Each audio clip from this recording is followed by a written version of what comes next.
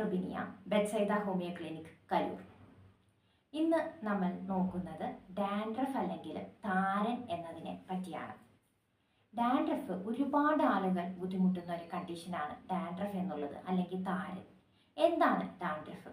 ഈ ഡാൻഡ്രഫ് ഒഴിവാക്കാൻ വേണ്ടി നമുക്ക് എന്തൊക്കെ ചെയ്യാൻ കഴിയും എന്നാണ് ഇന്ന് നമ്മൾ നോക്കുന്നത്. ഡാൻഡ്രഫ് എന്ന് പറഞ്ഞാൽ ഈ വെള്ളപ്പൊടിയായിട്ടോ നമ്മുടെ സ്കാൽപ്പിൽ വെള്ളപ്പൊടിയായിട്ടോ അല്ലെങ്കിൽ വെള്ളപ്പാളിയായിട്ടോ കാണുന്ന ഒരു കണ്ടീഷനാണ്. എല്ലാവർക്കും അറിയാമത്. വെള്ളപ്പൊടിയായിട്ടിരിക്കാം, അല്ലെങ്കിൽ ഒരു വെളുത്ത പാളി ഇങ്ങനെ പറഞ്ഞു പോരുന്നതായിട്ട് കാണാം മുടി ചീവുന്ന സമയത്ത്.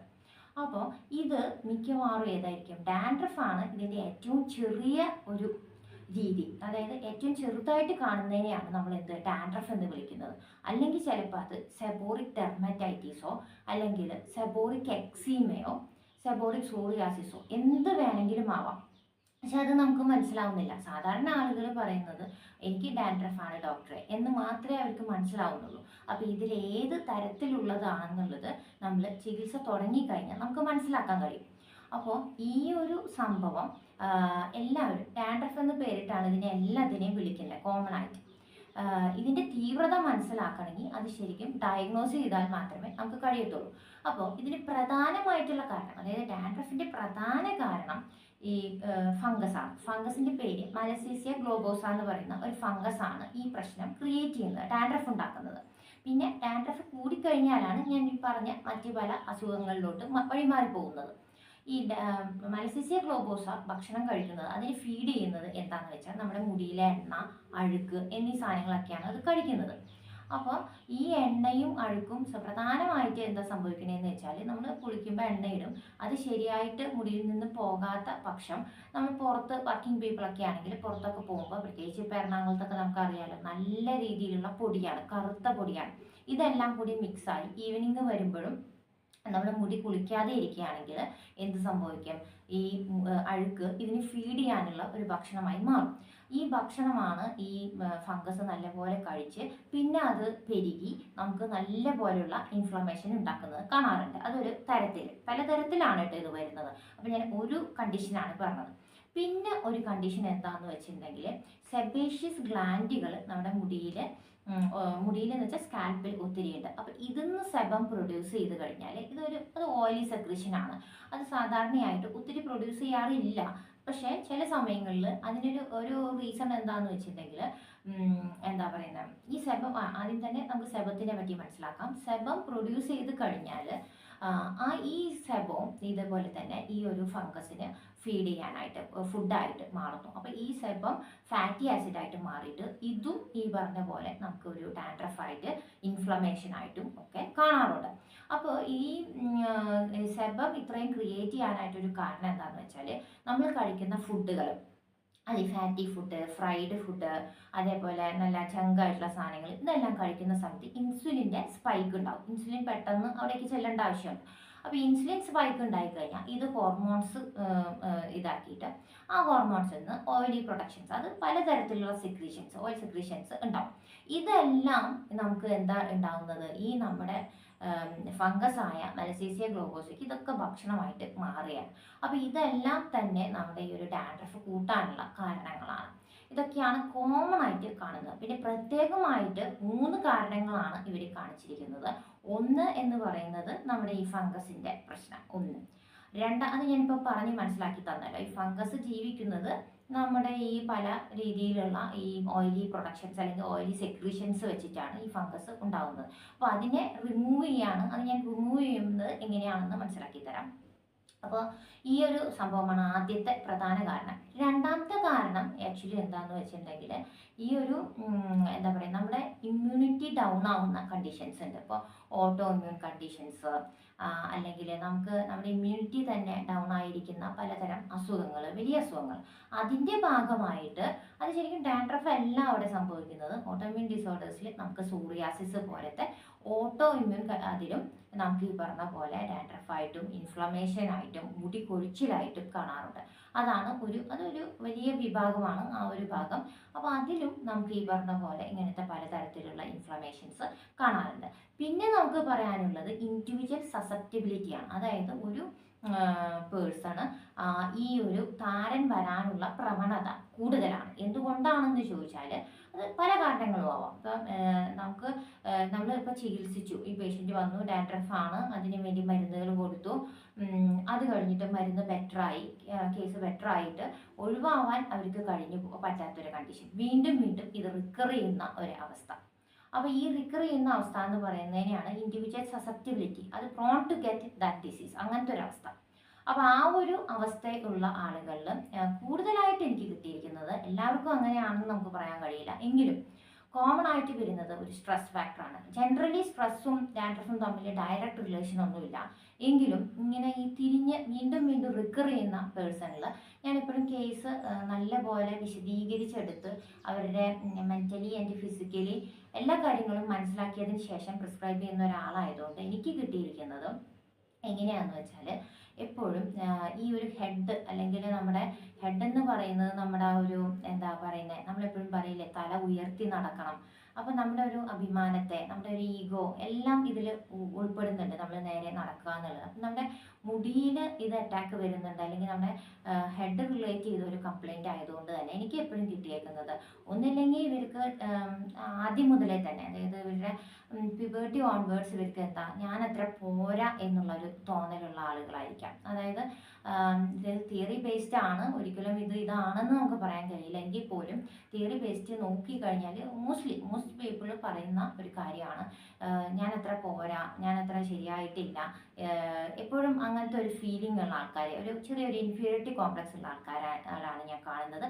അല്ലെങ്കിൽ എന്താണെന്ന് വെച്ചാൽ നമ്മുടെ സറൗണ്ടിങ്സ് കാരണം, ഇപ്പോൾ നമ്മൾ ജോലി ചെയ്യുന്ന സ്ഥലത്ത് നമുക്ക് കറക്റ്റായിട്ടുള്ളൊരു സ്പേസ് ഇല്ല, അപ്പോൾ അവർ നമ്മുടെ എന്താ പറയുക, നമുക്ക് ഭയങ്കര ബുദ്ധിമുട്ടുണ്ടാക്കുന്നു, നമ്മൾ അവരുടെ കീഴിൽ വർക്ക് ചെയ്യുന്ന ഒരു അവസ്ഥയാണ്, എനിക്കൊരു സ്വാതന്ത്ര്യം ഇല്ല, എനിക്കൊരു സ്പേസ്, അപ്പോഴും ഒരു തരത്തിൽ നമ്മൾ താഴ്ത്തിക്കെട്ടുന്ന ഒരു കണ്ടീഷൻ ഉണ്ടാകുന്നു. ഇപ്പം ഇങ്ങനത്തെയൊക്കെ കണ്ടീഷൻസിലാണ് എനിക്ക് ഏറ്റവും കൂടുതൽ, അത് സ്ട്രെസ്സാണ്, നമ്മളെപ്പോഴും പറയുന്നത് സ്ട്രെസ് കൊണ്ടാണോ എന്ന് ചോദിക്കാറുണ്ട്, പക്ഷേ സ്ട്രെസ്സാണ്. അതിൽ തന്നെ ഈ ഒരു ടൈപ്പ് ഓഫ് കണ്ടീഷൻസ് ഉള്ളവരിലാണ് കൂടുതലായിട്ടും എനിക്ക് ഡാൻഡ്രഫ് കാണുന്നതായിട്ട് കണ്ടിരിക്കുന്നത്. അപ്പം നമുക്ക് എന്ത് ചെയ്യാൻ പറ്റും, നമ്മുടെ മെൻ്റലി നമ്മൾ ഒന്ന് പറഞ്ഞ് മനസ്സിലാക്കി കറക്റ്റ് ചെയ്യാൻ നോക്കണം. അതിൻ്റെ കൂടെ തന്നെ നമുക്ക് ഫിസിക്കലി നമുക്ക് മരുന്നുകൾ കൊടുക്കുകയും ചെയ്യണം. പിന്നെ ഒരു കാര്യം എന്താണെന്ന് വെച്ചാൽ, നമ്മളൊരു റോങ് തിങ്, അതായത് നമ്മളൊരു തെറ്റായ ഒരു ഇത് വരുന്നത് എന്താണെന്ന് വെച്ചാൽ, എല്ലാവരുടെ ഉള്ളിലുള്ളത് ഡാൻഡ്രഫിൻ്റെ ഷാംപൂസ് ഉപയോഗിച്ചാൽ വളരെ നല്ലതാണ് എന്നൊരു ചിന്താഗതിയില്ല. അപ്പോൾ ഇവരെന്ത് ചെയ്യും, നല്ല സ്ട്രോങ് ആയിട്ടുള്ള മെഡിക്കേഷൻസ് മുടിയിൽ ഉപയോഗിക്കും. അപ്പോൾ എന്താ സംഭവിക്കുന്നതെന്ന് വെച്ചാൽ, ഡാൻഡ്രഫ് ചിലപ്പോൾ ആ മരുന്നിൻ്റെ ആക്ഷൻ കഴിയുന്നവരെ കാണുന്നില്ല, പക്ഷേ എന്താ സംഭവിക്കുന്നത്, മുടി വല്ലാണ്ട് പൊഴിയാൻ തുടങ്ങും. അല്ലെങ്കിൽ എന്താണെന്ന് വെച്ചാൽ, ഡാൻഡ്രഫ് ഇപ്പോൾ എല്ലാവരും പറയുന്നത് 3 ദിവസത്തിൽ നമ്മൾ തല കുളിച്ചാൽ മതി. അപ്പോൾ ഒന്ന് നമ്മൾ പറയുന്നതിന് ഒരു റീസൺ, ക്ലോറിൻ വെള്ളമാണ് നമുക്ക് കിട്ടുന്നത്, അപ്പോൾ അതുകൊണ്ടാണ് വെള്ളം അത്ര പോരാ, വെള്ളം അത്ര നല്ലതല്ല, നമ്മുടെ പണ്ടത്തെ പോലത്തെ നല്ല വെള്ളമൊന്നും അല്ല ഇപ്പോൾ കിട്ടുന്നത് എന്നുള്ളൊരു റീസണാണ്. പക്ഷേ ഏറ്റവും കൂടുതൽ എന്താണെന്ന് വെച്ചാൽ, അപ്പോൾ ഇവർ പറയുന്നത് ഇവരുടെ മുടിക്ക് ഒരു കുഴപ്പമില്ല, കാരണം എന്താണ്, ഒരു 3 ദിവസം അല്ലെങ്കിൽ ഒരു 2-3 ദിവസം ഈ ഒരു മെഡിക്കേറ്റഡ് ഷാമ്പൂവിൻ്റെ ആക്ഷൻ നിൽക്കുന്നുണ്ട്, അപ്പോൾ നമുക്ക് ഡാൻഡ്രഫ് ഉണ്ടാവുന്നില്ല. 3-ാം ദിവസം മുതൽ പിന്നെയും പണ്ടത്തെ പോലെ തന്നെ നല്ല ശക്തിയായിട്ടുള്ള ഡാൻഡ്രഫ് ഇവരുടെ മുടിയിൽ വരുന്നുണ്ട്. അപ്പോൾ വീണ്ടും ഇവർ നല്ല സ്ട്രോങ് ഷാമ്പൂ വെച്ച് കുളിക്കുന്നു. പക്ഷേ ഇതിൽ നമ്മൾ ഒരിക്കലും ഇത് മാറിപ്പോയി അല്ലെങ്കിൽ ഇത് ഓക്കെ ആയി എന്ന് നമുക്ക് പറയാൻ പറ്റുന്നില്ല, എല്ലാം ഇവിടെ ഹൈഡ് ചെയ്തിരിക്കുകയാണ്. അപ്പോൾ ആ ഒരു കണ്ടീഷൻ നമ്മൾ സമ്മതിച്ചു കൊടുക്കാൻ കാര്യമില്ല.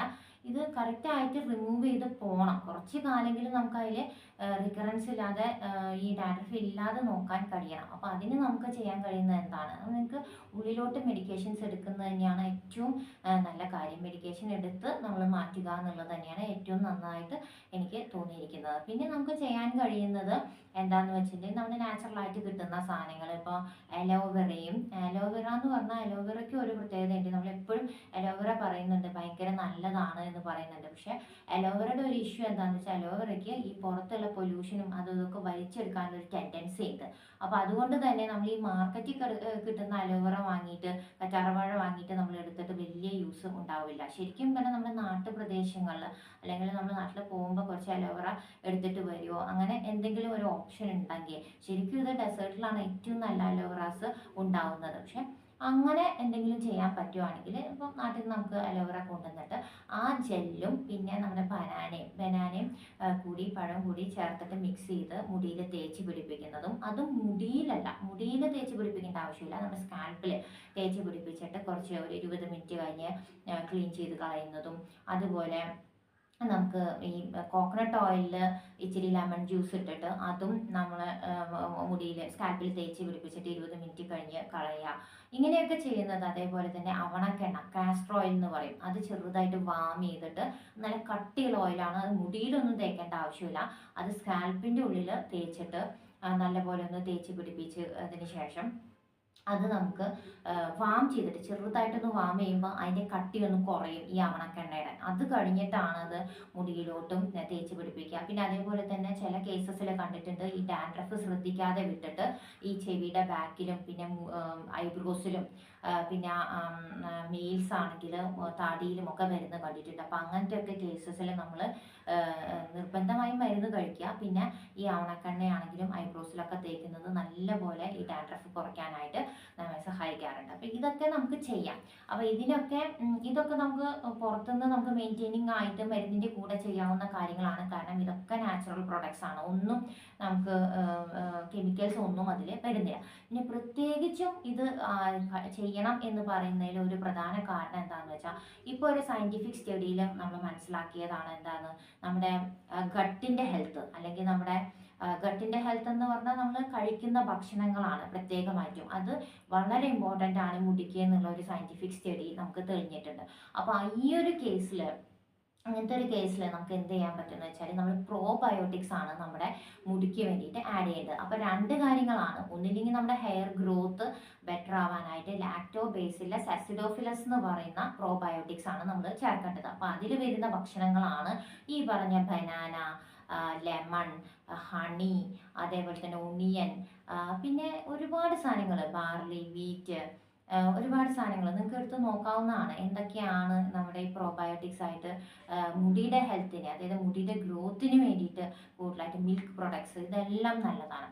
അതുപോലെ തന്നെ നമുക്ക് ഡാൻഡ്രഫ് ഒഴിവാക്കാൻ വേണ്ടി മാത്രം നമ്മൾ പ്രോബയോട്ടിക്സ് എന്താ പറയുന്നത് ചിന്തിക്കുകയാണെങ്കിൽ, അത് ഈ പറഞ്ഞ പോലെ ഇതേ സാധനം തന്നെ ലാക്ടോബേസിലസ് പാരസിസി എന്ന് പറയുന്ന അതിൽ വരുന്നത് മിൽക്ക് പ്രൊഡക്ട്സ് മാത്രമാണ്. അതിൽ ബട്ടർ മിൽക്ക്, യോഗട്ട്, അതേപോലെ തന്നെ ചീസ്, ബട്ടർ, എല്ലാ സാധനങ്ങളും മിൽക്കിൻ്റെ എല്ലാ പ്രൊഡക്ട്സും ഈ ഡാൻഡ്രഫിനെതിരെയായിട്ട് നമ്മുടെ ഗട്ടിൻ്റെ ഹെൽത്തിനും നല്ലതാണ്. പിന്നെ നമുക്ക് ഞാൻ ആദ്യം പറഞ്ഞ പോലെ തന്നെ അലോവേറ നമുക്ക് തലയിൽ തേച്ച് പിടിപ്പിക്കാൻ കഴിയാത്തവർക്ക്, അതെന്തുകൊണ്ടാണ് പെട്ടെന്ന് നമുക്ക് ജലദോഷം, നീർക്കെട്ട്, ഞാൻ ആദ്യത്തെ ഒരു വീഡിയോയിൽ പറഞ്ഞ പോലെ നീർക്കെട്ട്, കഫക്കെട്ട് ഒക്കെ മാറുന്ന ഒരു കേസാണെങ്കിൽ നമുക്ക് എന്ത് ചെയ്യാൻ പറ്റും, ഈ അലോവേറ നമുക്ക് രാവിലെ തന്നെ എഴുന്നേറ്റ് വെറും വയറ്റിൽ കുറച്ച് ഉപ്പ്, പഞ്ചസാര പറ്റില്ലാത്തവർക്ക് ഉപ്പിടുക, ഷുഗറൊക്കെ ഉള്ളവർക്ക് ഉപ്പിടാം, അല്ലെങ്കിൽ സാധാരണ പോലെ നമുക്ക് ചെറുപ്പമാണെങ്കിൽ നമുക്ക് നല്ലപോലെ പഞ്ചസാരയൊക്കെ ഇട്ട് ജ്യൂസാക്കിയിട്ട് കുടിക്കുകയാണെങ്കിൽ ഇതും നമ്മുടെ ഗട്ടിന് നല്ലപോലെ ഒരു ഹെൽത്ത് പ്രദാനം ചെയ്യുന്നത്. അപ്പോൾ ഈ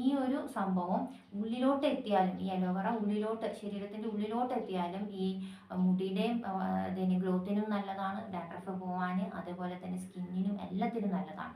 അപ്പോൾ എന്താ അവിടെ സംഭവിക്കുന്നതെന്ന് വെച്ചാൽ ഈ ഗട്ട് ക്ലിയറൻസ് ആണ്. ഈ ഗട്ട് ക്ലിയറൻസ് ചെയ്യാനായിട്ട് നമ്മുടെ പ്രോബയോട്ടിക്സിന് മാത്രമേ കഴിവുള്ളൂ. അപ്പോൾ അത് ചെയ്യുന്നത് വഴി നമുക്ക് നമ്മുടെ മുടിയുടെ ഹെൽത്ത് ബെറ്റർ ആക്കാൻ കഴിയും. അപ്പോൾ ഇതൊക്കെ നമുക്ക് ചെയ്യാവുന്ന കാര്യങ്ങളാണ്. അപ്പോൾ ഇതിൻ്റെ പ്രശ്നങ്ങൾ എന്തൊക്കെയാണ്, ഇതിൻ്റെ സൊല്യൂഷൻസ് എന്തൊക്കെയാണെന്ന് മനസ്സിലാക്കിയിട്ട് കറക്റ്റായിട്ടുള്ള ഒരു തീരുമാനം എടുക്കുക. കാരണം ഞാൻ ആദ്യം പറഞ്ഞ പോലെ തന്നെ ഡാൻഡ്രഫ് ആണോ, അല്ലെങ്കിൽ എനിക്ക് എന്തെങ്കിലും സെബോറിക് ഡെർമറ്റൈറ്റിസ് ആണോ, അല്ലെങ്കിൽ ഇതൊന്നും അല്ലാതെ ഒരു ഓട്ടോമ്യൂൺ കണ്ടീഷനായ സെബോറിക് സോറിയാസിസ് ആണോ, ഇതെല്ലാം മനസ്സിലാക്കിക്കൊണ്ട് ഒരു ഡോക്ടറുടെ അത് അന്വേഷിച്ചിട്ട് ഡോക്ടറുടെ കീഴിൽ നിന്ന് മരുന്ന് കഴിക്കണം എന്നാണ് ഞാൻ പറയുന്നത്. വെറുതെ വിട്ട് കളയാതെ, ഇത് ചെറിയ കാര്യമാണല്ലോ, അത് വിട്ട് കളയാതെ അത് കൂടി വരികയുള്ളൂ. അപ്പം മരുന്ന് കഴിക്കണം.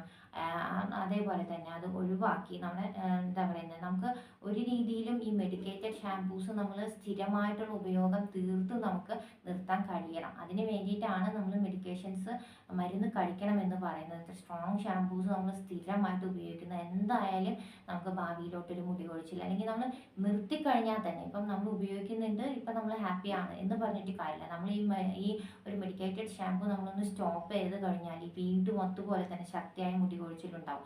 അപ്പോൾ അതുകൊണ്ട് ഇത് മനസ്സിലാക്കിക്കൊണ്ട് നമുക്ക് ഇതിനു വേണ്ടി മരുന്ന് കഴിക്കാം.